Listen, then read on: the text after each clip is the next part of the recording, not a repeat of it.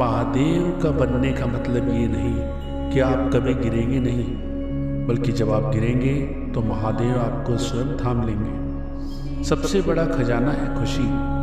चाहे कितना भी ज्ञान हो, योग हो, लेकिन खुशी की प्राप्ति नहीं तो ज्ञान ठीक नहीं। योग लगाते हैं लेकिन खुशी नहीं तो योग ठीक नहीं। अच्छे लोगों की परीक्षा कभी ना लीजिए, क्योंकि वो पारे की तरह होते हैं। जब आप उन पर चोट करते हैं तो वे टूटते नहीं हैं, लेकिन फिसल कर चुपचाप आपकी जिंदगी से निकल जाते हैं। सच्चा ज्ञान वही है जो स्वाभिमान और घमंड में अंतर करना सिखाए। सुख शांति सांसारिक साधनों में नहीं, अपने सत्य स्वरूप को पहचानने में है। रिश्ते मन से बनते हैं, बातों से नहीं। कुछ लोग बहुत सी बातों के बाद भी अपने नहीं होते और कुछ शांत रहकर भी अपने बन जाते हैं। जीवन का आनंद एक ही बार नहीं मिलता, हर क्षण मिल रहा है। जब ठोकर खाकर भी ना गिरो तो समझ लेना कि महादेव ने थाम लिया है। जैसी भी हो परिस्थिति, रहे एक सी मनोस्थिति। एक राजा को जब पता चला कि मेरे राज्य में एक ऐसा व्यक्ति है जिसका सुबह सुबह मुख देखने से दिन भर भोजन नहीं मिलता, सच्चाई जानने की इच्छा से उस व्यक्ति को राजा ने अपने साथ सुलाया। दूसरे दिन राजा की व्यस्तता ऐसी बढ़ी कि राजा शाम तक भोजन नहीं कर सका। इस बात से क्रुद्ध होकर राजा ने उसे तत्काल फांसी की दंड देने का ऐलान कर दिया। आखिरी इच्छा के अंतर्गत उस व्यक्ति ने कहा, राजन, मेरा मुंह देखने से आपको शाम तक भोजन नहीं मिला, किंतु आपका मुंह देखने से मुझे मौत मिलने वाली है। इतना सुनते ही लज्जित राजा को संत वाणी याद आ गई, बुरा जो देखने में चला, बुरा ना मिलिया कोई, जो दिन खोजा अपना, उससे बुरा ना कोई। महादेव जी कहते हैं, अन्याय और अधर्म केवल बुरे लोगों के कारण नहीं होता। न्याय और धर्म को जानने वाले सभ्य लोगों का मौन भी इसमें सम्मिलित होता है।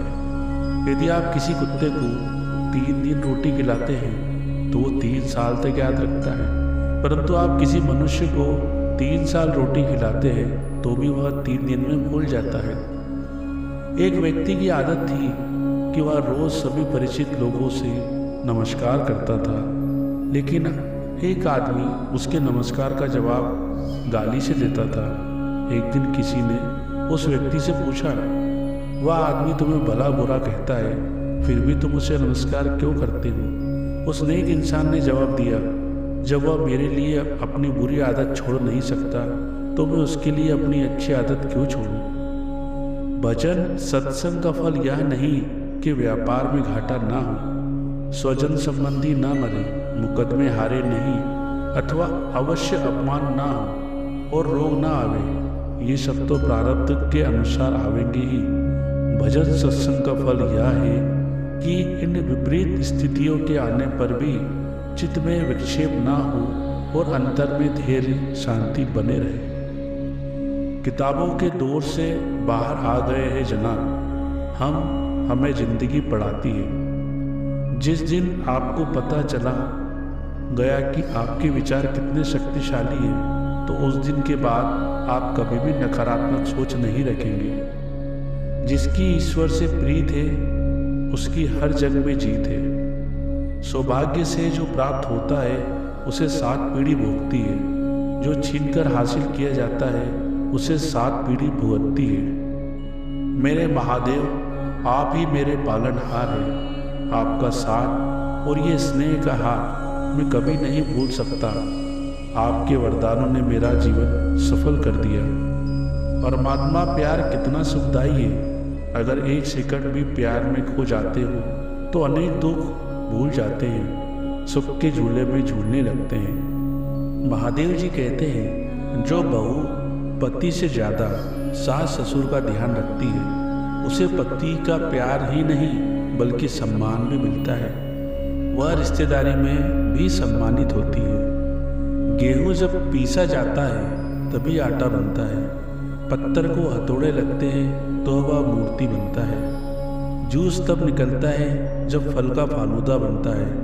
उसी तरह जितनी परेशानियां ज़्यादा आएंगी, आप निखर कर बाहर आओगे ही आओगे। वक्त बुरा है पर साथ तेरा है, यह वक्त भी गुजर जाएगा, यह विश्वास मेरा है। भरोसा भगवान पर है तो जो लिखा है तकदीर में वही पाओगे। भरोसा खुद पर है तो भगवान वही लिखेगा जो आप चाहोगे। गांव में रहने वालों की नज़र शहर पे होती है, शहर में रहने वालों की नज़र विदेश पर होती है, विदेश में रहने वालों की नज़र चांद तारों पर होती है। फिर भी कोई सुखी नहीं, सुखी वही है जिनकी नज़र अपने परिवार पर है।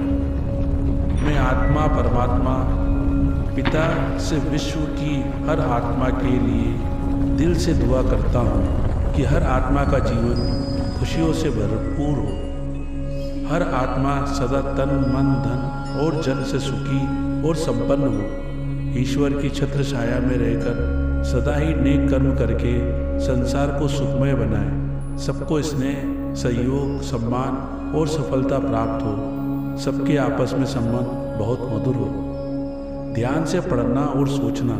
जो लोग आपको रोज मैसेज या पोस्ट भेजते हैं वो इसलिए नहीं कि वो फुर्सत होते हैं, बल्कि इसलिए कि उनमें हमेशा आपके नज़दीक बने रहने की चाहत होती है। समुद्र को घमंड था कि वो पूरी दुनिया को डुबा सकता है।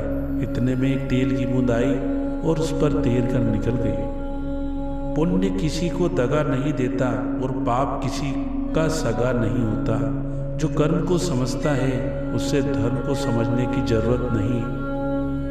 संपत्ति के उत्तराधिकारी कोई भी या एक से ज़्यादा हो सकते हैं, लेकिन कर्मों के उत्तराधिकारी केवल हम स्वयं ही होते हैं। समय रहते जिंदगी सुधारो, बाद में ना समय बचेगा ना जिंदगी सुधरेगी।